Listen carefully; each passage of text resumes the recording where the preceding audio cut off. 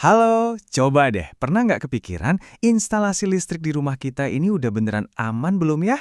Nah, dalam beberapa menit ke depan, yuk kita kupas tuntas gimana caranya biar rumah kita nggak cuma nyaman, tapi juga super aman dari segala risiko listrik. Sering kan? Lagi asik-asiknya nonton series atau lagi WFH, tiba-tiba tek-tek gelap semua. Listrik jeglek atau anjlok itu emang nyebelin banget. Tapi sebenarnya apa sih yang terjadi? Dan tahu nggak, kejadian ini justru bisa jadi pertanda bagus loh. Penasaran? Yuk kita bahas. Listrik itu kan udah kayak napas ya buat kehidupan modern kita. Tapi, jangan salah, di balik semua kemudahan itu, ada ancaman yang nggak kelihatan kalau instalasinya nggak kita urus dengan benar. Ini bukan buat nakut-nakutin sama sekali bukan, tapi ini fakta yang perlu kita semua tahu.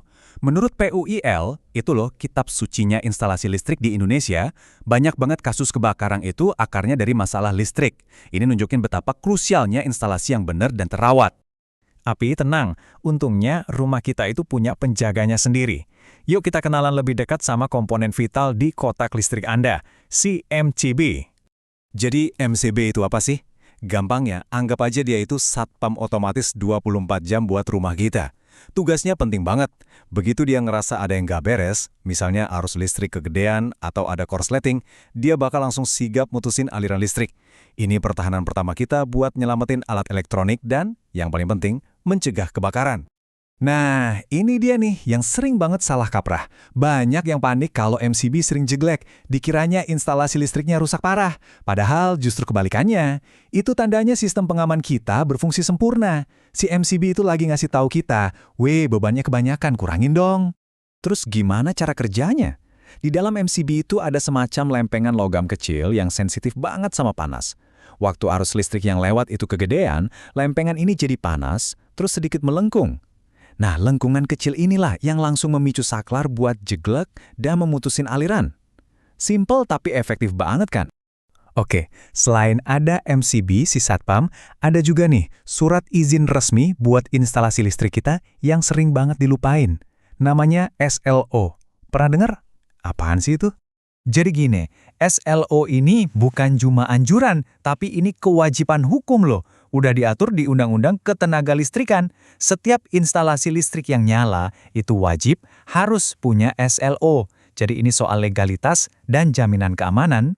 Gampangnya, SLO itu kayak ijazahnya instalasi listrik di rumah kita.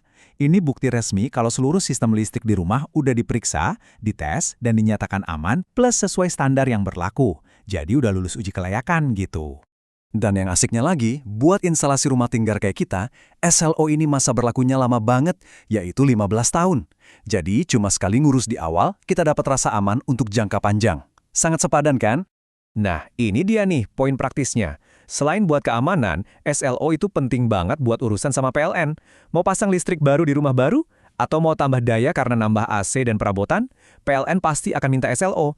Tanpa surat sakti ini, permohonan kita nggak akan bisa diproses.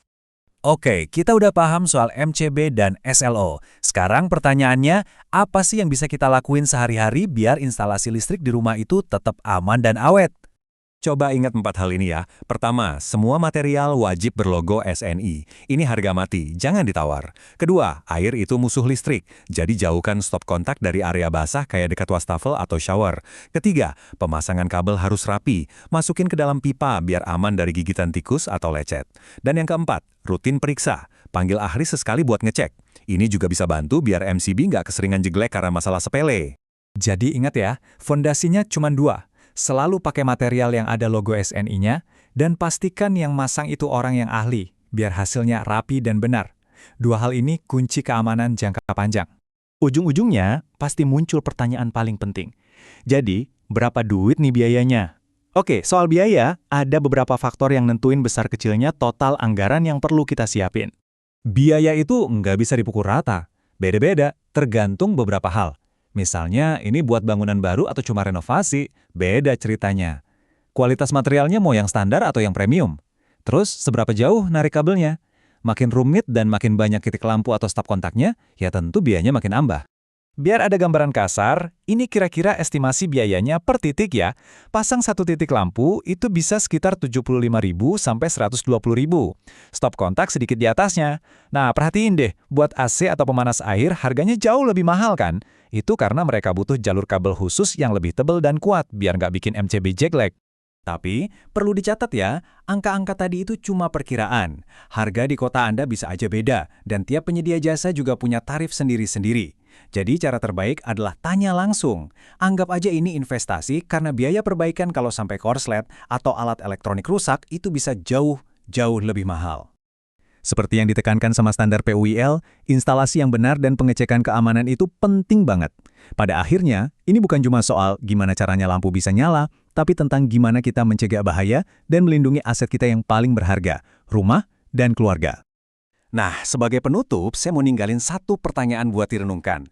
Setelah dengar semua ini, coba jujur sama diri sendiri. Udah yakin 100% belum kalau instalasi listrik di rumah itu aman? Kalau ada sedikit aja keraguan, mungkin ini saat yang tepat buat panggil ahlinya untuk ngecek. Terima kasih sudah menyimak.